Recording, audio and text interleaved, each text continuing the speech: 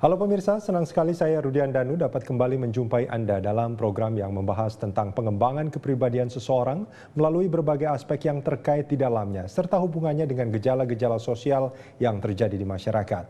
Inilah Make It Happen with John Robert Powers.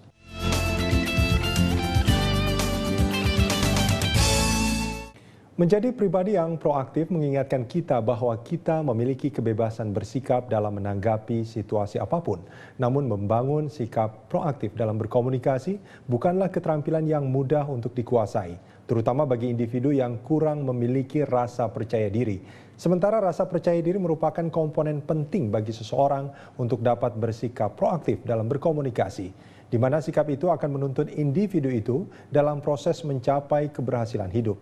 Untuk mengupas hal ini lebih dalam, saat ini di studio telah hadir Bapak Andrew Ardianto, Curriculum Director John Robert Powers. Apa kabar, Mas Andrew? Excellent. Excellence ya, selalu excellence Yes. ya. Nah, Mas Andrew, ini kalau kita bicara soal sikap proaktif dalam melakukan diskusi, apa sih hubungannya sikap proaktif dalam berdiskusi ini dengan keberhasilan kita, Mas Andrew? Oke, jadi seperti tadi sudah disampaikan bahwa kadang-kadang orang itu tidak berani proaktif untuk melakukan diskusi karena mereka merasa nggak percaya diri. Mereka mungkin merasa agak sedikit inferior karena beberapa dari mereka berpikir bahwa kalau saya proaktif itu disalahartikan menjadi agresivitas yang negatif. Jadi dikira kalau tiap kali saya menyampaikan sesuatu untuk berdiskusi diajak debat. Nah, orang yang inferior ini akan merasa selalu dia sensitif terhadap sebuah perdebatan istilahnya karena dia menyalahartikan juga dengan konflik pribadi. Nah, sementara padahal kalau kita di pertemuan sebelumnya kita sempat membahas tentang mimpi. Kalau kita mau menguji coba mimpi kita harus diskusi. Kita harus sharing dengan mereka-mereka, dalam bahasa bisnisnya ini brainstorming. Kita harus dengan semakin banyak orang yang kita ajak bicara, kita ajak diskusi, kita tanyain pendapat mereka. Itu akan membantu kita untuk melihat celah-celah yang mungkin tidak kita lihat. Gitu. Jadi bagaimana kita menyikapinya ini akan lebih penting sebenarnya. Bagaimana kita menyikapi hal itu? Artinya sikap proaktif dalam berdiskusi ini tetap sangat penting dan harus dilakukan sebetulnya untuk mencapai keberhasilan yang ingin kita raih. Nah, kadang-kadang kan itu tadi dikatakan bahwa ada perasaan bahwa takut kalau kita bicara proaktif dalam diskusi ini dianggap agresif. Nah, ini terus gimana? Ini kan berarti menjadi satu penghalang sebetulnya untuk kita menjadi proaktif. Lalu bagaimana untuk menghilangkan ini, Mas Andrew? Kita harus masuk ke dalam satu mindset bahwa sebenarnya ada 3 tipe kita dalam berkomunikasi. Jadi tipe pertama adalah tipe pasif, di mana dia mungkin akan cenderung lebih kalau di dalam bahasanya itu I'm not okay, you're okay. Gitu kan. Kemudian ada juga tipe agresif yang lebih bicara I'm okay, you are not okay. Tapi ada tipe ketiga yang justru harus dikejar pada titik akhirnya, yaitu asertif, which is itu I'm okay, you are okay. Nggak apa-apa orang jadi pasif dulu pertama, asal nanti di akhirnya dia harus jadi asertif. Nggak apa-apa orang jadi agresif, asal di akhirnya dia harus jadi asertif. Oh iya, saya bisa terima pendapat. Artinya kita juga harus memahami bahwa itu adalah siklus yang memang harus kita capai. Kita harus progres ke sana nantinya.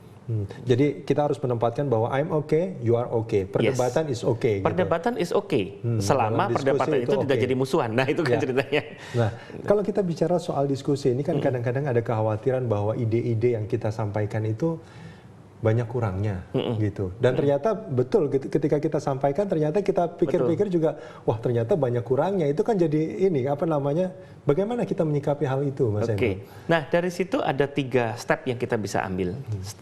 2 step pertama saya sebut sebagai SWOT analysis. Kita melakukan SWOT analysis, strength, weakness, opportunity, dan threat. Untuk siapa? Untuk diri kita sendiri.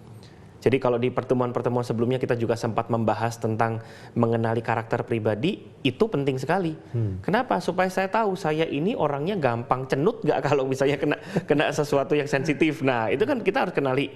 Nah, kalau kita udah tahu itu, kita tahu bagaimana mengatasinya. Lalu SWOT yang kedua adalah SWOT kepada orang lain. Kita harus kenali juga karakter orang lain, keadaan yang tepat. Apakah ini waktu yang tepat untuk membicarakan suatu hal atau tidak, atau mungkin tipe orang ini apakah dia tipe, apalagi kadang-kadang lebih dalam lagi, ada orang yang cuman mau dengerin kita tapi nggak tulus. Nah, kita harus cari orang-orang yang memang tulus mau membantu kita. Dan kemudian yang ketiga, kita siap untuk diberi feedback. kita siap untuk diberi masukan, nggak cuma sekedar kita nanya untuk tujuannya akhirnya ngeyel. Gitu ya. Jadi itu sering terjadi. Itu sering terjadi gitu. Jadi maksudnya nanya itu hanya mencari sebuah afirmasi, dan begitu ternyata lawan bicaranya menjawab sesuatu yang berbeda, dia malah tersinggung. Gitu loh. Jadi sebetulnya hanya kompensasi dia dari insecurity-nya. Nah, ini harus berubah. Mau tidak mau kita sudah minta opini dari orang, kita udah mengajak diskusi, kita harus siap dikasih feedback. Artinya dalam kita proaktif berdiskusi ini, kita memang sudah harus mempersiapkan diri bahwa kita akan mendapatkan dan feedback ini bisa bentuk kritikan, bisa bentuk masukan yang kadang-kadang juga mungkin memang mengagetkan juga untuk kita. Kita harus siap untuk itu. Justru harus siap. Justru malah kadang-kadang kritikan yang mengagetkan ini mungkin adalah kritikan-kritikan yang sebenarnya jujur tentang kita. Jadi orang-orang yang memang langsung belak-belakan, misalnya gini, ada orang busananya nggak tepat gitu kan, dibilang, ada orang yang bilang kamu kelihatan jelek hari ini, karena dia tidak mampu menyampaikan dengan baik, tapi mungkin itu jujur, ternyata memang benar-benar saya kelihatan jelek loh. Dan kita harus siap dengan itu. Kita nggak bisa mengharapkan semua orang mengatakan sesuai dengan apa yang kita inginkan gitu kan. Ada orang yang akan mengatakan langsung, saya nggak setuju dengan pendapat ini. Kenapa? Saya nggak suka loh. Itu buat kita kayak dihantam aja kan gitu kan. Tapi ya itu konsekuensinya karena kita udah mau berdiskusi. Nah, itu tadi kalau kita mau berdiskusi, pertama kita harus mau menerima feedback apapun bentuknya. Bentuknya bisa kritikan, bisa masukan. Dan tadi juga dikatakan bahwa kita harus menganalisis diri kita dan juga menganalisis lawan bicara kita. Jadi intinya apa ini? Apakah kita harus mengenal diri kita dan lawan bicara kita seperti itu intinya? Jadi mengenalnya, kalau kita bicara tentang mengenal orang lain, bukan dalam konteks kita melakukan judgement, tapi dalam konteks kita tahu bagaimana kita bersikap kepada dia. Gitu kan? Jadi dia orangnya kita orangnya gampang cenut, dia orangnya gampang cenut. Nah, problem mungkin sebelumnya juga pernah dibahas juga bahwa problem manusia itu adalah karena dia ingin dihargai. Tapi coba kita belajar ingin menghargai. Nah, kalau kita ingin menghargai, kita akan melihat, oh iya dia karakternya seperti ini, berarti saya tidak boleh bermain karakter keras misalnya. Gitu. Jadi dengan dari situ kita akan tercipta sebuah situasi yang lebih kondusif untuk berdiskusi, dan akhirnya semua masukan yang ada itu akan jadi anak tangga untuk mencapai kesuksesan kita. Artinya dengan mengenal diri kita dan mengenal lawan bicara kita jadi mengenal apa yang harus kita lakukan. Betul. Baik, Mas Hendro, kita akan sambung ini di segmen berikut nanti. Thank you. Pemirsa, jangan kemana-mana, Make It Happen with John Robert Powers akan kembali sesaat lagi.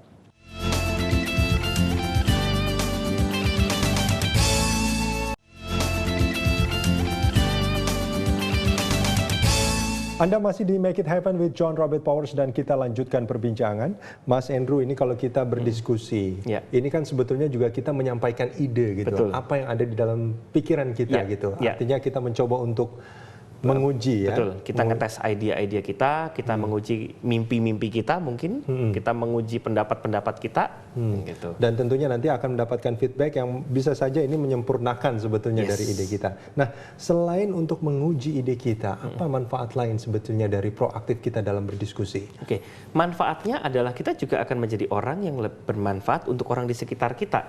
Jadi karena tujuan dari berkomunikasi itu adalah salah satunya mempengaruhi orang lain. Jadi dari cara kita berbicara, mungkin biasanya teman-teman yang bekerja di bidang marketing akan lebih memiliki skill ini karena mereka udah di training sedemikian sehingga kalimat-kalimat yang keluar itu nggak mantap pun jadi terdengar mantap.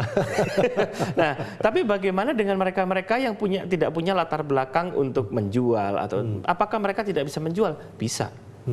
Dengan bagaimana? Dengan kita mesti lihat gitu kan, apa yang menjadi kebutuhan orang, kita mesti melihat bagaimana cara kita berbicara, gitu kan. Dan pada akhirnya ada 3 ciri seorang pembicara. Itu pembicara dalam konteks apapun, gitu kan, yaitu CIA sebutan saya. CIA. Yes. Ini seperti singkatan betul, Central Intelligence Agency. Nah, tapi ini CIA-nya beda. CIA-nya adalah confident, inspiring, dan attractive. Dia harus pede, makanya mesti kenali dirinya, gitu ya. Inspiring, dia harus bisa memberikan sesuatu, bukan hanya sekedar memberikan motivasi, tapi contoh dari dirinya sendiri. Inspirasi itu berbicara tentang apa sesuatu nilai yang sudah kita jalanin, kita share buat orang. bukan hanya sekedar kita memotivasi orang. Lalu yang ketiga, atraktif, penampilannya pun juga harus baik. Kenapa? Karena kalau penampilan nggak baik, jangan ngomong kita bisa nyentuh orang aja susah.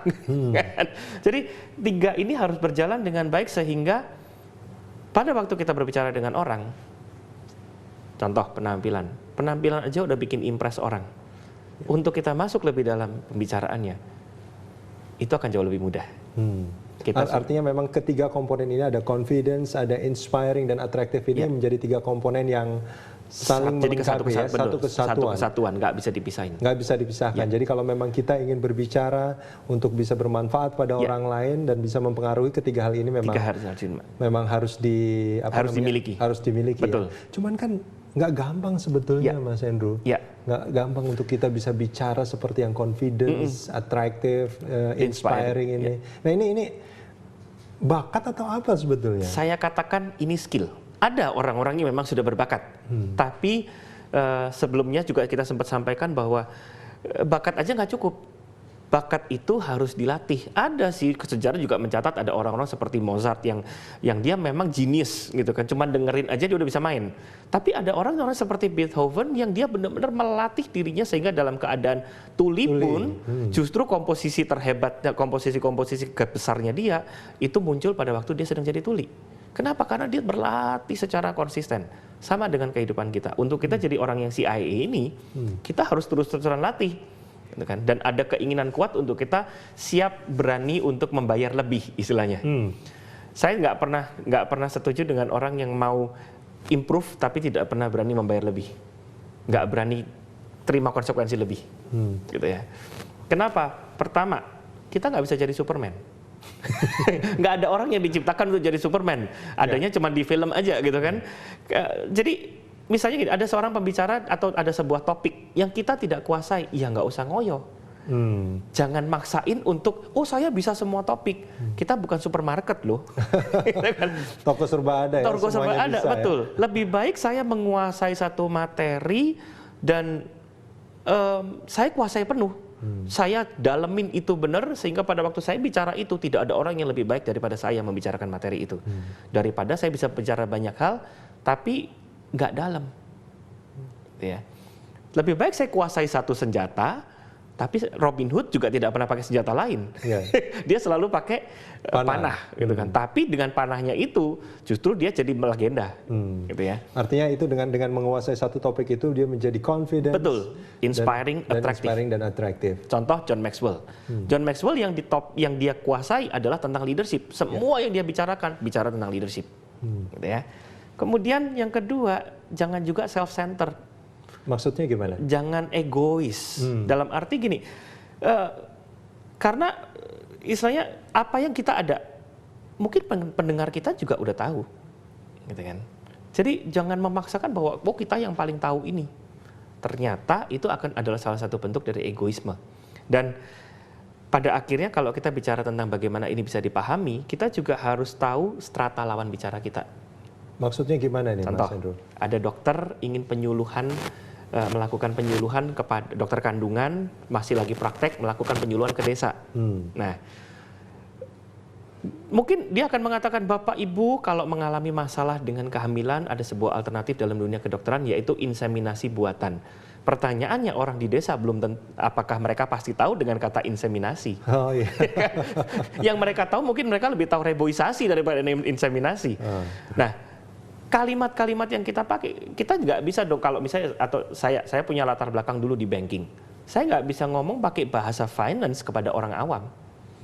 Orang awam nggak ngerti reksadana itu apa, gitu kan.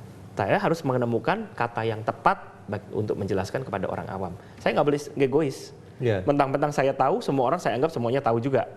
Tapi mentang-mentang saya tahu, saya pikir orang lain juga nggak tahu, itu juga nggak boleh. Artinya di sini juga berhubungan juga dengan pembahasan di segmen awal tadi tentang SWOT. Artinya kita mencoba untuk mengenal siapa lawan bicara kita. Itu salah satu bentuk analisa SWOT kita kepada lawan bicara kita. Lalu yang ketiga, persiapkan. Apapun, sebaik apapun materi yang kita bawakan, kalau kita tidak mempersiapkan diri, pada akhirnya pada waktu di sana, kita jadi bisa clueless loh. Tiba-tiba ngeblank. Meskipun sebetulnya kita ahli misalkan di topik ini. Walaupun misalnya ahli, karena orang yang kita hadapi ini kan manusia. Manusia dengan karakter yang berbeda, stratanya aja mungkin sudah berbeda, karakternya pun bisa berbeda. Saya pernah datang ke sebuah kota dan saya benar-benar kaget karena pertama kali saya seminar di kota tersebut, ternyata di kota tersebut isinya itu orang-orang yang peserta seminarnya itu kalau sebelum biasa 15 menit pertama itu gayanya begini dulu. Artinya apa itu? Artinya mereka mencoba menganalisa sebenarnya siapa sih ini. Gitu. Saya biasanya ngeri banget gitu kan. Tapi kalau saya tidak mempersiapkan, habis saya pada waktu itu. Tapi justru karena saya persiapkan, oh iya saya udah siap dengan tipe audiens yang seperti ini. Sehingga masuk 15 menit. Cuma itu 15 menit pertama begitu saya menemukan cara untuk melakukan ice breaking kepada mereka, cair. Mereka jadi udah duduknya nggak begini tapi begini. Artinya sudah mulai menerima, sudah mau memperhatikan. Sudah mulai memperhatikan, betul. Baik. Tadi di antara ada jangan self-center, terus jangan jadi Superman. Jangan jadi Superman. Tapi intinya adalah memang untuk bisa menjadi yang confidence, inspiring dan atraktif itu memang harus berlatih tentunya secara intens. Yes, kita harus terus-terusan berlatih, nggak boleh berhenti. Baik, Mas Andrew. Kita akan sambung ini di segmen berikut nanti. Siap. Pemirsa jangan kemana-mana, kami akan lanjutkan perbincangan setelah jeda sesaat lagi.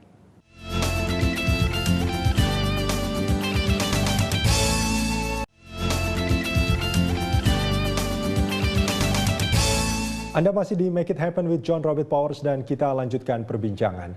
Mas Andrew, ini kalau kita bicara soal berpresentasi. Tadi kan dikatakan bahwa kita kalau mau berbicara itu harus mempersiapkan diri seoptimal mungkin. Sekarang kita sudah mempersiapkan diri nih seoptimal mungkin. Sudah temanya sudah kita pilih, kita berlatih segala macam. Tapi kadang-kadang kalau kita bicara sama audiens ini kan tingkahnya macam-macam nih. Betul. Kadang-kadang ada yang seperti yang tadi di awal dikatakan pas kita mau bicara sudah menutup diri, kadang-kadang menjengkelkan gitu. Ada pertanyaan-pertanyaan yang kadang-kadang buat kita gimana sih, gitu kan? Betul. Nah ini memancing emosi tentunya. Dan itu kalau kita sampai emosi ini kan menjadi negatif kesannya. Betul. Nah ini gimana nih Mas Andrew? Justru di situ yang kita harus lakukan yaitu kita harus punya penguasaan diri. Jadi salah satu ciri orang yang matang adalah dia punya penguasaan diri, dia tahu menempatkan dirinya.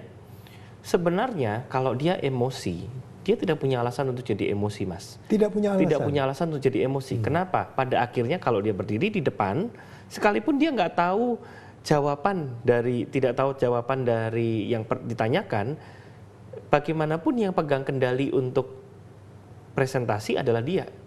Yang pegang kendali di seluruh ruangan itu dia yang berdiri di depan.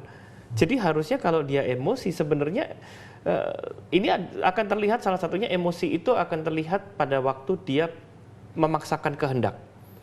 Jadi tadi sempat disinggung tentang berdebat itu nggak apa-apa, tapi jangan sampai debat kusir, ya kan? Jadi berdebat itu adalah dalam konteks hanya sekedar menyampaikan opini atau keberatan. Kadang-kadang kan namanya audiens juga mereka punya persepsi yang berbeda dengan kita. Tapi pertanyaannya kita sebagai presenter bagaimana kita bisa membawa audiens pada satu koridor persepsi yang sama.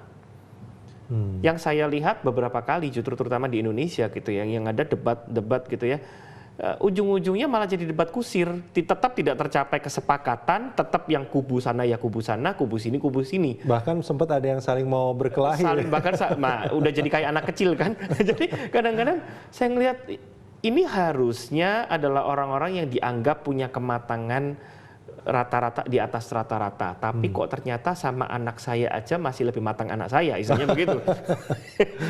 Karena apa? Karena mereka tidak punya self control dan mungkin ada satu sisi kalau mereka cenderung emosional itu sebenarnya adalah gambaran dari inferiority itu tadi. Gambaran dari inferiority yang kemudian justru malah bounce back jadi emosional. Gitu kan, karena nggak suka disinggung loh. Berarti kan dia tidak konsekuen dengan tadi kan, kalau dia mau berdiskusi dia harus siap untuk diprotes, dia harus siap menerima feedback. Kalau memang ada orang yang tidak setuju. Tapi bagaimanapun juga sebagai seorang komunikator atau sebagai seorang presenter, apa yang saya harus lakukan? Saya harus giring dia pada satu persepsi. Yuk pada akhirnya kita sepakati yang ini. Gitu. Karena tugas kita adalah menjadi seorang transformator. Gitu ya, orang yang atau transformer istilahnya, bukan robot gitu ya, tapi kita menjadi orang yang bisa mengubah pola pikir seseorang supaya dia boleh tetap tidak setuju, tapi pada akhirnya, oh iya ya, kenapa nggak saya coba? Kenapa tidak saya lakukan dulu, nanti kalau ternyata hasilnya tidak bagus, saya bisa kasih feedback lebih akurat, lebih faktual. Ya. Tadi dikatakan bahwa tidak ada sebetulnya alasan buat kita emosi. Ya. Jadi dan itu tadi dikatakan bahwa ini sebuah sikap kematangan, kedewasaan tadi ya. Betul. Dan kalau kita tidak memiliki itu, justru ini yang menjadi pertanyaan. Iya. Nah, tadi kita kalau bicara soal bagaimana ini kita mengubah, mentransformasi, terus juga menginspirasi gitu. Yeah. Nah, kalau ini memang sebuah sifat atau sikap atau karakter yang memang perlu untuk menunjang keberhasilan, akan lebih baik lagi kalau ini juga bukan hanya punya kita kan gitu, Mas Hendro, tapi juga semua orang. Nah, ini bagaimana cara kita juga bisa mengajak, mempengaruhi orang juga supaya punya karakter yang seperti itu. Buat saya tidak berharap dari orang lain dulu. Tapi apa yang bisa saya lakukan, saya berubah dari diri saya sendiri. Salah satu hal yang paling penting adalah buat saya komunikasi itu baru benar-benar terjadi kalau memang kita bertatap muka, itu salah satunya. Jadi interaksi yang sesungguhnya adalah pada waktu kita meeting face to face. Selama ini kan kita seringkali subkon pada kerjaan BlackBerry atau smartphone yang lainnya gitu kan. Kata connected identik dengan mungkin kita subscribe di Facebook, kita subscribe di Twitter, follow siapa, nanti kemudian I follow you, you follow me back gitu ya, fall back ya. Nah, tapi ternyata hubungan yang sesungguhnya itu terjadi pada waktu kita melakukan diskusi, tatap muka. Saya ingat bulan lalu sekitar awal bulan Mei ada seorang jurnalis dari The Verge bernama Paul Miller yang dia puasa internet selama 1 tahun.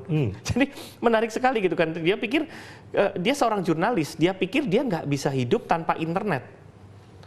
Ya kan? Dia cabut, tapi pada waktu itu kalau nggak salah 1 Mei 2012 dia cabut semua koneksi internetnya, modemnya, dia ganti smartphone-nya dengan handphone jadul, dia ganti, dan ternyata dia bilang, ternyata selama 1 tahun itu saya bisa 2 kali lebih produktif daripada pada waktu saya pakai internet. Justru lebih produktif. Kenapa? Karena gini, pada waktu dia mencari data, dia harus turun sendiri ke lapangan mencari data, nggak usah lagi lewat search engine, gitu kan. Kemudian mencari fakta-fakta yang ada, dia datang ke library, interview orang face to face. Ternyata interaksi face to face-nya itu membuat dia bilang, saya jadi lebih hidup, saya bisa jalan-jalan di park, saya bisa ngobrol dengan orang, padahal dia jurnalis. Intinya sebetulnya kalau fenomena yang terjadi saat ini dengan gadget ini justru sebetulnya mesti hati-hati. Saya tidak mengatakan bahwa gadget itu buruk gitu kan, tapi kalau kita sudah terlalu overly attached gitu ya, overly attached dengan gadget sehingga kita melupakan interaksi antar pribadi. Nah, jangan-jangan kita adalah salah satu pribadi inferior itu tadi. Karena takut bersosialisasi, kita takut menerima feedback dari orang. Padahal komunikasi tatap muka itu langsung dengan orang itu justru yang lebih penting. Dan itu akan meningkatkan hubungan sosialisasi kita. Baik, Mas Hendro. Terima kasih banyak sudah bersama kita di John Robert Powers. Ya, dan pemirsa, mari kita simak beberapa tips dari John Robert Powers berikut ini.